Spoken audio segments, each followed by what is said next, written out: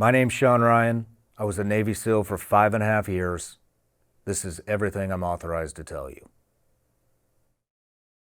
You know you're going to be cold, you know you're going to get hypothermia, but at the end of the day, going to BUD/S is basically like getting kicked in the nuts. And so how do you get prepared for getting kicked in the nuts? You don't. You just take it.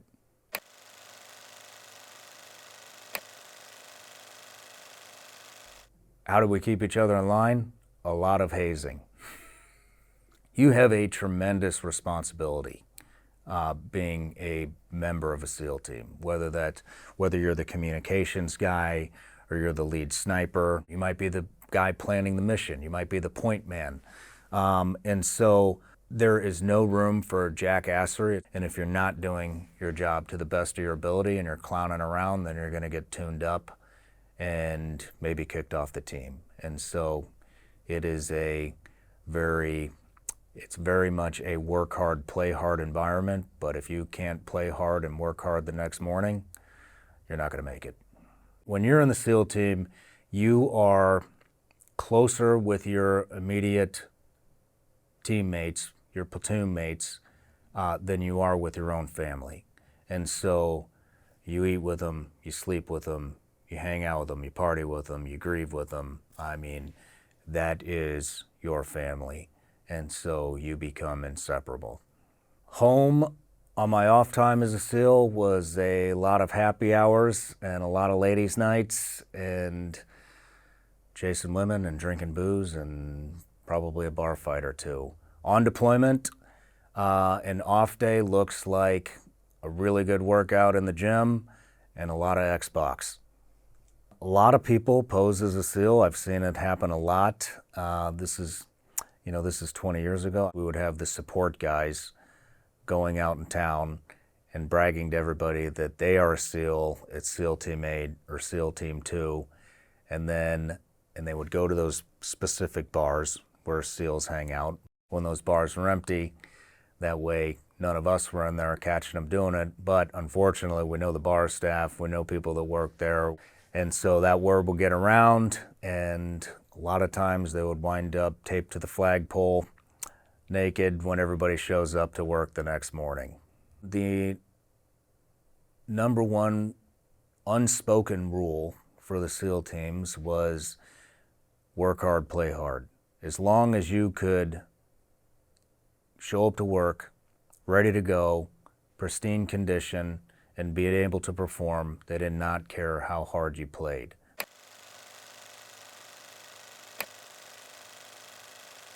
Some of the jobs I had as a SEAL was, one, I was a point man. Basically, a point man is the point guy when you're doing an infill, entering into a target.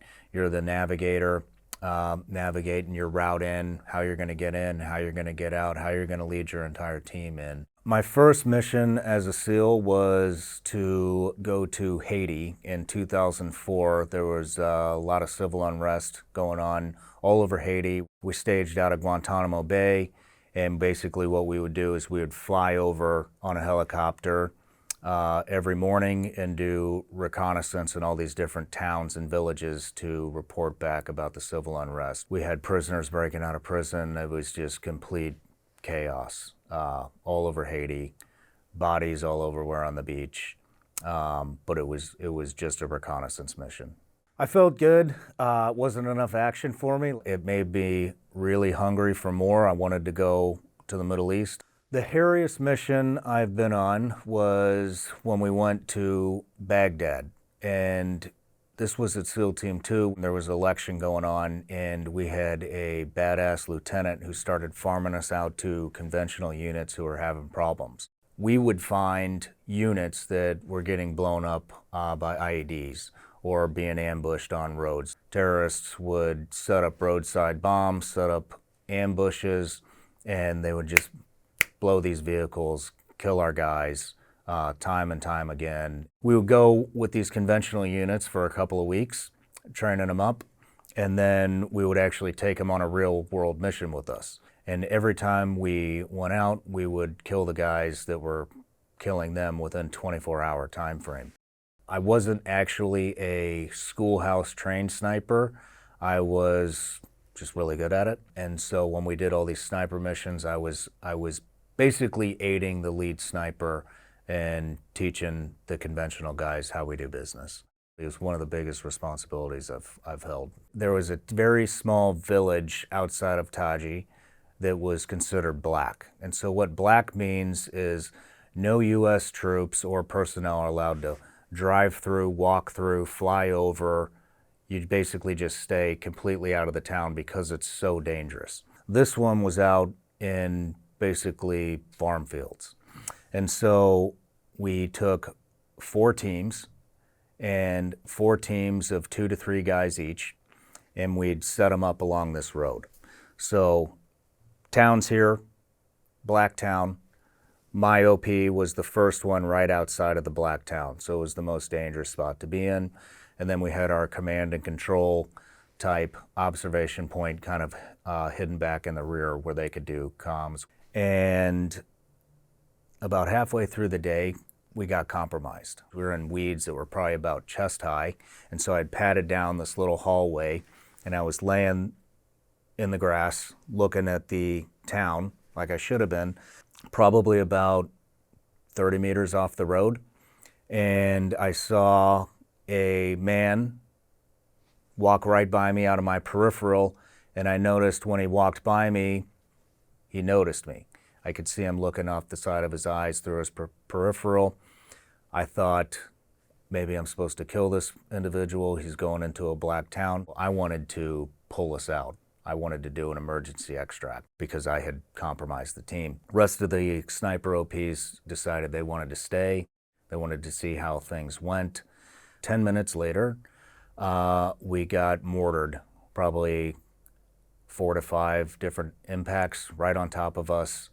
I wanted to emergency extract again because I knew the next thing that was probably going to come was the fighting age males in the village would have walked online through the field and just killed all of us. The next thing that search party did come, but it came with vehicles. We were so well hidden that goats were actually eating vegetation out of our ghillie suits with goat herders seeing this. And so everybody was scared to move when that was happening because you didn't want to alarm one of the goats, and the one goat goes crazy, then the whole herd goes crazy, then the goat herder knows something's going on. So we didn't move. A couple of goat herders had passed. What we noticed was 5 guys coming out of the village, the black village, carrying AK-47s, carrying 105 rounds, carrying wire, shovels, everything you need to basically make an IED explosive. So they walked right past me, and we radioed to the rest of the team that these guys were coming their way, but nobody answered our radio. They started digging. They planted the bomb. All I heard was just shots over and over and over and over. It sounded like a gunfight. It sounded like the bad guys the terrorists were killing my guys because all of us were suppressed, meaning quieter shots, no muzzle flash. It seemed like forever, but it was probably less than a minute. And we kept calling our guys. Hey, what's going on? Hey, what happened? What happened out there? Is anybody out? Are you guys alive? Give me a head count. Nothing. In my head, I knew everybody was dead. And so it was me and 2 other guys, and we just got back to back. And we said, all right, this is it. We're just going to take as many of these people out as we can before they get us.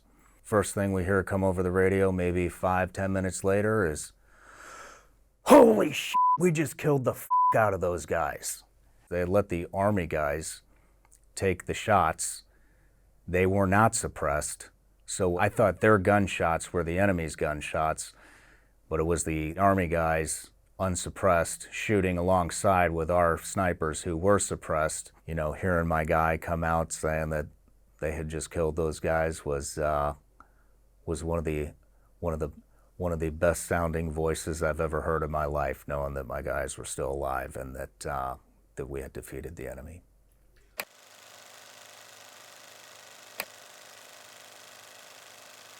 SEALs use a lot of weapons. We use 300 Win Mag sniper rifle. We use a 50 caliber sniper rifle. We use a 7.62 sniper rifle. We use a 5.56 sniper rifle. We have M60 machine guns. We have Mark 48 machine guns. We have Mark 46 machine guns. We have Mark 19 grenade launchers. We have M203 grenade launchers. We have 50 cal machine guns. We have miniguns. We have pretty much anything you can think of that fires a bullet.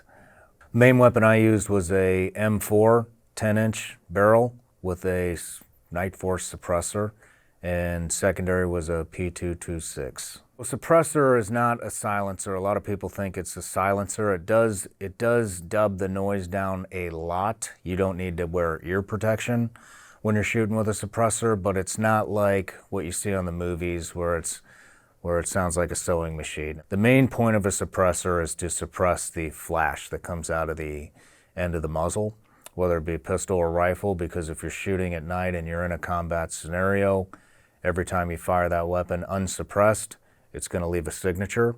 The enemy combatants will wait for that flash, and then they'll aim at where the flash came from. So if you have a suppressor and you're on night vision, then they can't tell where the shots came from, so they don't have anything to actually shoot at.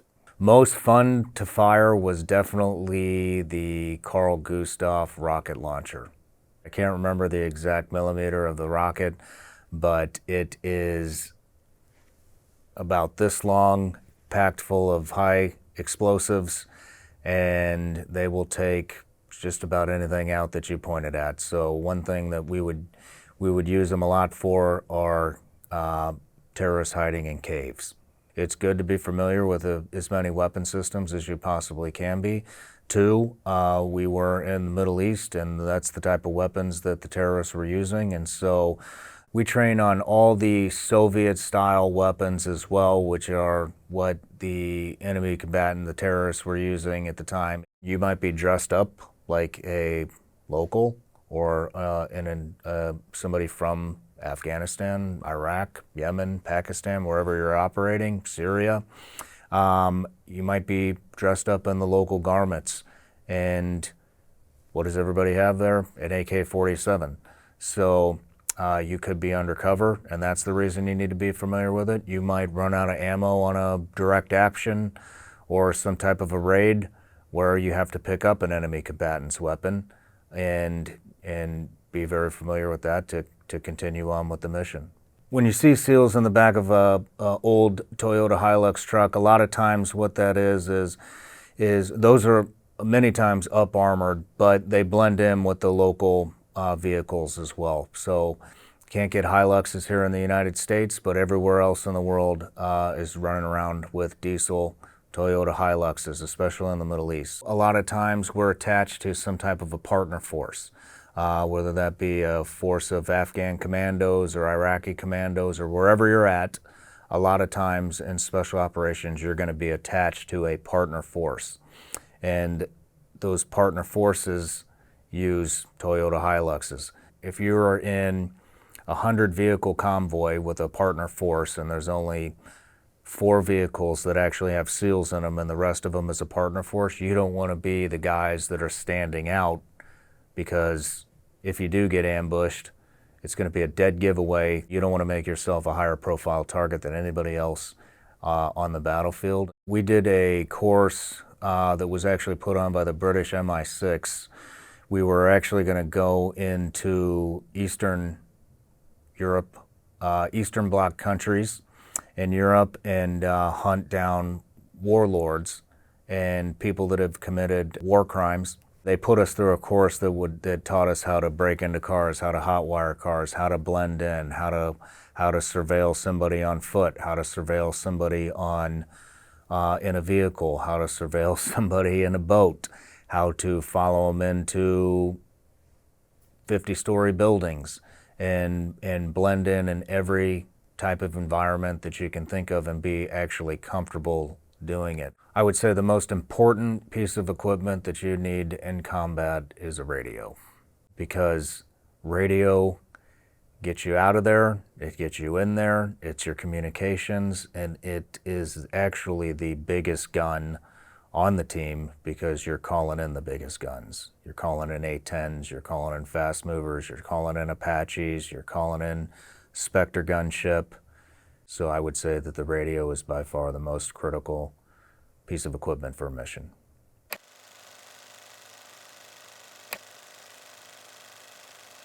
I grew up in a small town in Missouri, about 6,000 people. I was a disturber, troublemaker. I liked to party, I liked to raise hell, but it was a good childhood. I had a really good childhood, very close with my family, my brother and sister. I tried to go into the Marine Corps first, but they wouldn't let me in to go force reconnaissance at the time. They told me I had to go infantry. Then I went to the Army, told them I wanted to be a Green Beret. They kind of laughed me out of the office. I didn't even know what a Navy SEAL was at the time, and the Navy recruiter stuck his head out and was basically said, "Hey, have you ever thought about the SEAL teams?" And gave me a pamphlet. So I went home and went to the library, checked out every book I could possibly find on special operations and Navy SEALs, watched all the documentaries on National Geographic and Discovery, and decided that that's what I was going to do. I wrestled in high school. I wanted to do the most grueling thing I could possibly do in the small town that I grew up in, which was wrestling. So I cut a lot of weight, did a lot of running, really had to work on my swimming. That was the biggest challenge for me, was the swimming. And so I did a lot of laps in the pool. You can't prepare for it mentally. A lot of people never believed that I could make it. I wasn't a superstar athlete. I really wasn't much of an athlete at all. I didn't make good grades. I wasn't the most popular kid in school by any means. And so I think a lot of people thought that I would just go and fail. The only reason I didn't quit is because I didn't want to disappoint my old man, and that's because I felt like I disappointed him a lot as a child. And I wanted to prove to him that, that there was more than what he saw for the previous 18 years.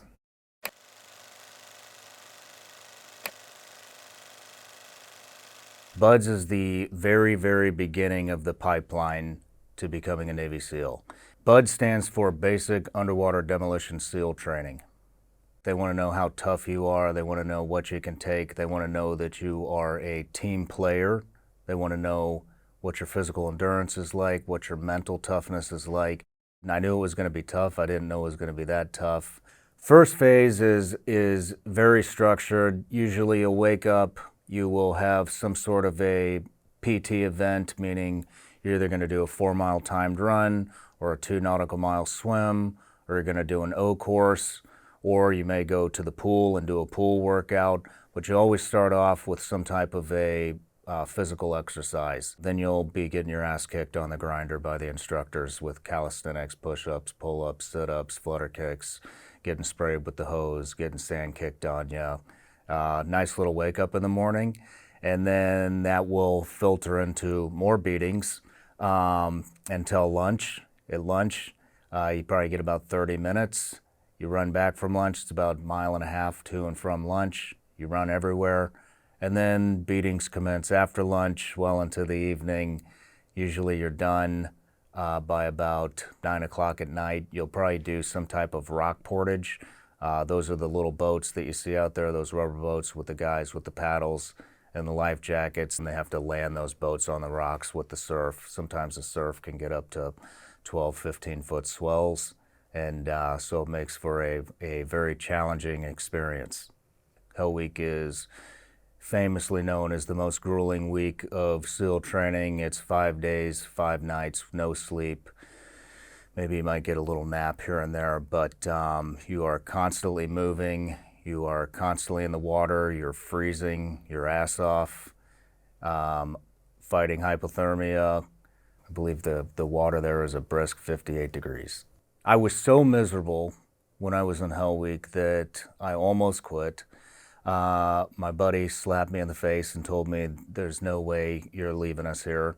What you don't see on TV and in the documentaries and everything is like I said, you are constantly wet, you're constantly sandy because 90% of the course takes place on the beach. And so the instructor staff, they know that sand gets into every crevice of your body. And they take advantage of that. So they might have you do a 5-mile run after you go get wet and sandy, and that rubs all the skin off your crotch, off your armpits, any skin that's rubbing together, it's going to be raw. Then when that dries, they have you hit the surf, meaning get back in the salt water, which is like dumping hydrochloric acid on your skin, and it's just a constant vicious cycle of doing that over and over and over and over. Everybody that quits has to ring the bell. It's a very humiliating experience. You have to ring the bell in front of your entire class. Most classes, at least when I went through, were right around 200 to 250 people, and then place your helmet in a line right under the bell. So after Hell Week, you will just see a line of 100+ helmets all under that bell. The first time I heard that bell, I was thinking, I hope to God that's not me one day. I did not want to disappoint my father and call him, letting him know that I had quit and didn't have what it took. And once I got that in my head, it never crossed my mind again. They just want to see that you can overcome just about anything, but it's not near as grueling as getting shot in combat or having a limb blown off or something like that, and they want to know that you're going to fight through and still be with the team and not give up. When Hell Week's finished, it's one of the best feelings in the world. They bring the American flag out. It's a big ceremony. You haven't slept in 5 days, and they basically just give you a big congratulations for completing the toughest military training in the world, and then they offer you a pizza.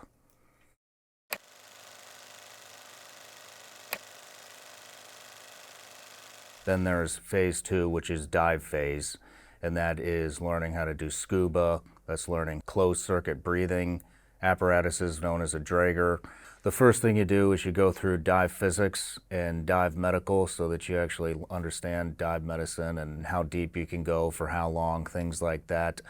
Then once you pass that, then you move into open circuit, which would be what most people consider or call scuba diving. It's called pool comp. It's the last big obstacle that gets people kicked out, that they can't pass. It starts with very minimal tasks. It might be just, hey, put your tanks on underwater. And then it's, all right, your tanks are malfunctioning, you need to take them off, figure out what's going on. All the way up to, you'll be fully jocked up with all your dive equipment, minus fins, and you'll just be crawling on the bottom of the pool. And then a group of instructors will come down. They'll give you what they call a surf hit, which is basically beating the shit out of you underwater. They'll punch your gut, make sure your air is gone, tie your hoses up so you can't breathe out of your breathing apparatus. They'll tie that in knots. They will make your tanks malfunction, turn your air off. Basically what they do is create mass confusion and take all of your air away. And what they want to see is that you can remain calm. You're not going to jet to the surface for air. Get your dive rig back to a functioning way and continue on that track. There's no secret to staying calm down there. You have no air. You just got the shit knocked out of you. You can't figure out what's wrong. You have water in your eyes. I mean, you can't really see. And but you know, it's not supposed to be easy. Open water is a whole new ball game. 9 times out of 10, if we're diving under a ship to plant a bomb, and then we're kicking back out. Sometimes these can be 8-hour excursions, you know, and so they want to see that you're comfortable underwater and that you can handle yourself, and not only yourself, your buddy. You're not diving the coral reef down in Key West. You are diving San Diego Bay, ships, sharks, seals, dolphins that are trained to kill you. So in the early 2000s, the Navy developed the mammal program. And what they were doing were they were training dolphins and seals, the animal, not the special ops. They were training seals and dolphins on anti-swimmers, and I believe it was explosive detection. And so they would train these animals, and then they would send them out, and the dolphins would obviously use their sonar to to find enemy combatants that were trying to plant bombs on ships. So, as a Bud student, guess who the test dummies are? Fortunately, I did not have that experience, but I did wind up in the mammal cages by accident. The only way you know where you're going is you memorize your bearing, you look at your compass, you hit your bearing, and you count your kicks. So my kick count was 66 kicks, was 100 yards. It was about a 6-hour dive, I believe, and my kick count was a little off because of the current. I had the wrong bearing next to the pier that you're diving off of for buds, just so happens to be the mammal program. And so if you look at the top of the water, it is chain link fence. So you'd think that goes all the way down to the bottom. Well, it doesn't. It's more like a cargo net under the water. And they kept saying, Dive Bear 23, you are entering the mammal cages. And I remember looking at my buddy like, f***ing idiots, they're gonna go in the mammal cages. And they kept saying it. I was the lead navigator, and we were completely what appeared to be inside the mammal cages. I looked up, I saw the cargo net, it was going over my wetsuit hood, that's why I didn't feel it, all the way behind us. So when we looked up, we thought we were inside the mammal cages, and kicked like hell to get the hell out of there. Turned out that the net was just draped over top of us, and we were Dive Bear 23. So everybody hits a low point, and so when you have a good guy, a good teammate that puts out, that cares about the rest of the team, when he hits that low point, the rest of the team will help encourage him to get his spirits back up, not to quit, and let him know that, you know, the rest of the team's depending on him.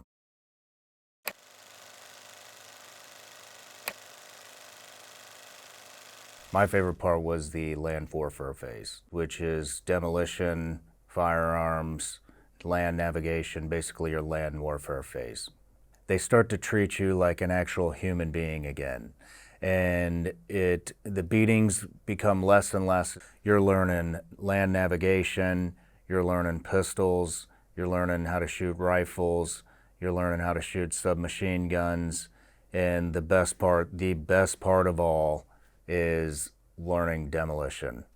You're learning how to use C4, TNT, Bangalore torpedoes, data sheet, you name the explosive, we use it. You're blowing up cars, you're blowing up buildings, learning precision demolition, you're blowing things up in the water, like obstacles that they'll put out into the ocean. You'll dive down, plant a haversack on them, and blow it right there in place.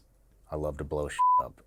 The first weapon I trained on was a Sig Sauer P226 9mm handgun. I think they start with the handgun because the handgun is the most challenging weapon to master in firearms.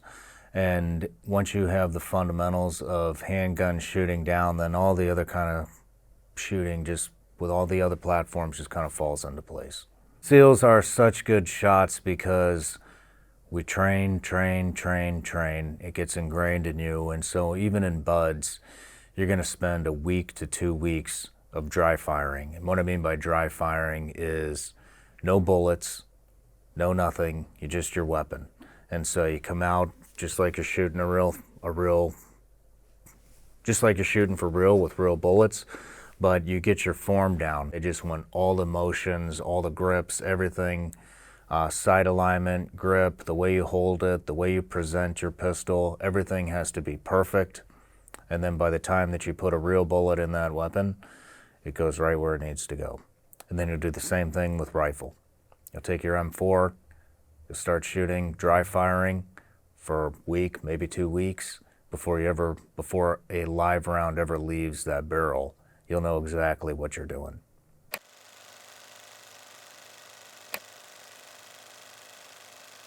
I left the SEALs for a multitude of reasons. I didn't get enough action.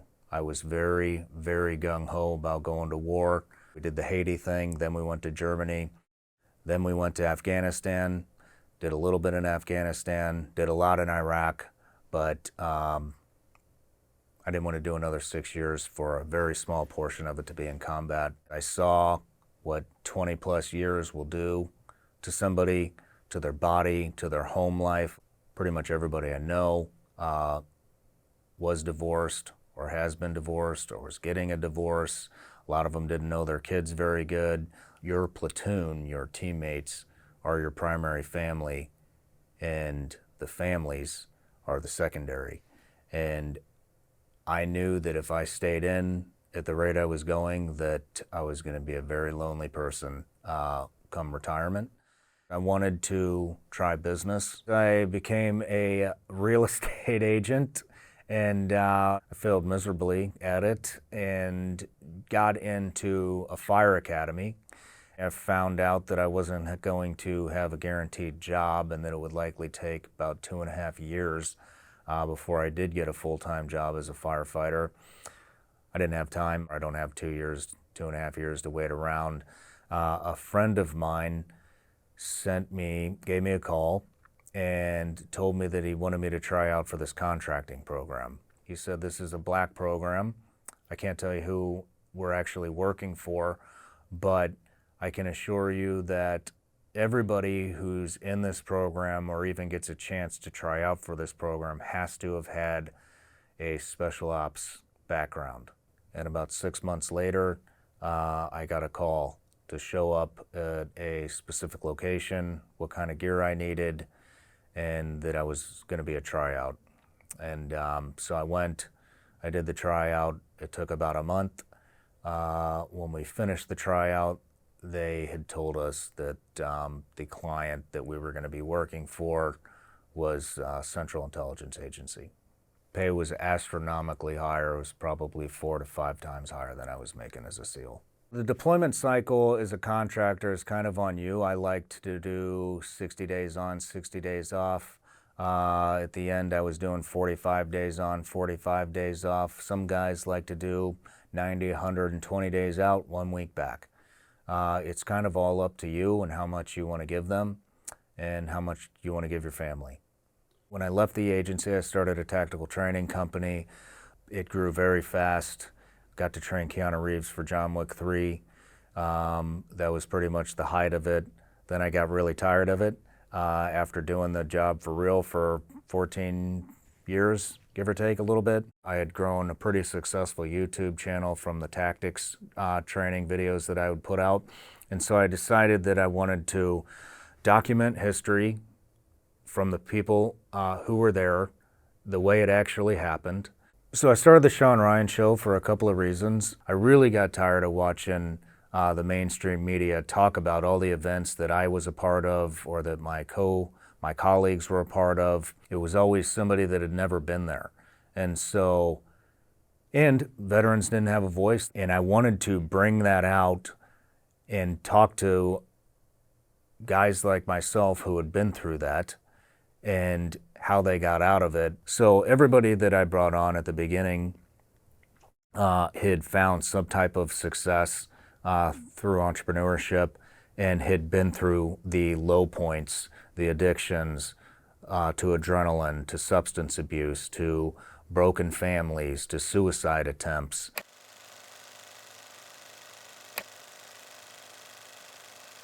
You have been in a fight or flight state for as long as your career was, basically. More adrenaline dumps than anybody else you could possibly imagine. Multiple adrenaline dumps a day. That's a lot of chemicals, being released into your brain. It becomes an addiction for adrenaline. My coping mechanisms were finding new ways to get an adrenaline release. Lots and lots of sleep meds, everything from Ambien, Valium, Xanax, lorazepam, anything I could get my hands on, opiates, hydrocodone, tramadol, you name it, I'll take it. I moved out of the country to Colombia, South America. I lived in Medellin for quite a while, and I got really into cocaine and started going into the worst neighborhoods I could find in Colombia to find where to buy cocaine from. And And when that got boring, then I would go to another country and I would start doing it there. At the worst point in my life, I was drinking 2/5 of vodka a day. I would wake up and have about 1/5 of vodka in mini bottles that would be everywhere, all over my house, in my car, in my bedroom, everywhere.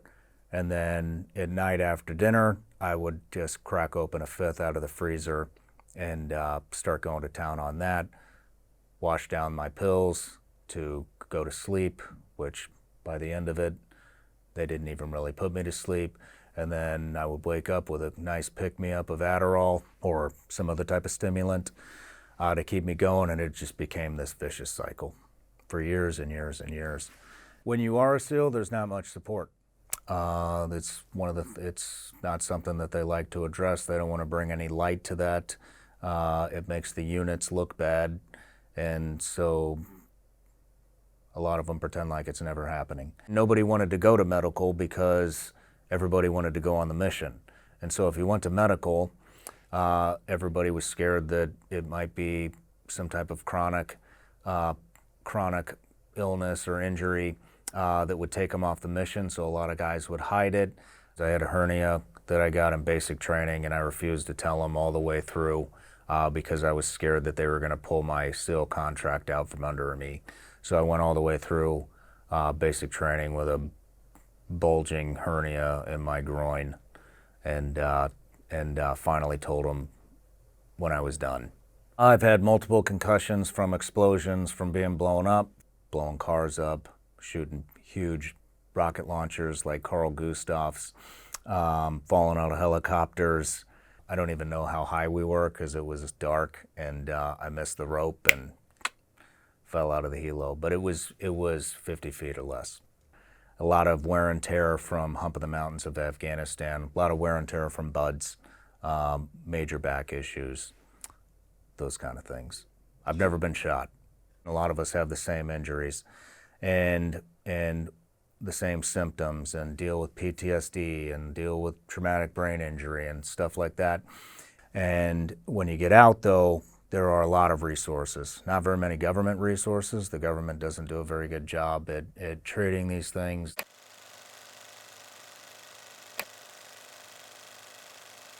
It's a dark time for a lot of guys, especially when they get out.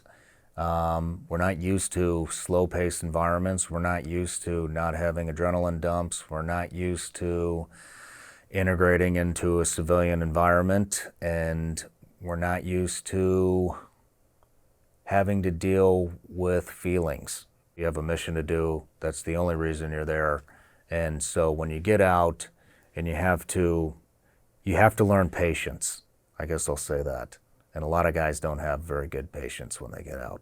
But what there are is a lot of veterans out there who have started nonprofits, and the focus of the nonprofit is what worked for them, whether that's group therapy or psychedelic therapy, or going to hyperbaric chambers to try to repair your brain health.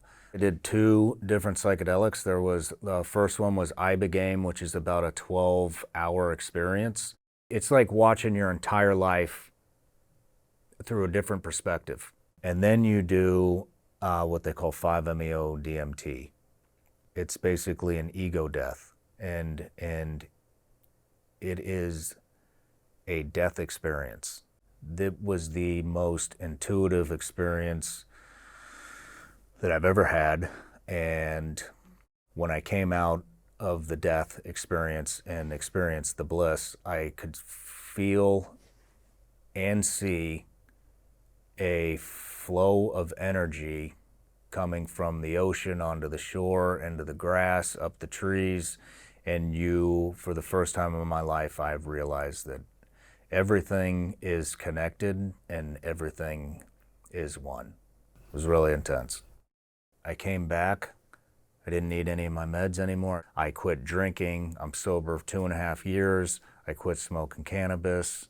I quit a lot of things. And I was present with my family. It brings hope to all the guys that are getting out that hear this. They hear the low points that these guys, including myself, went through, and they realize it's not impossible. It gives them hope.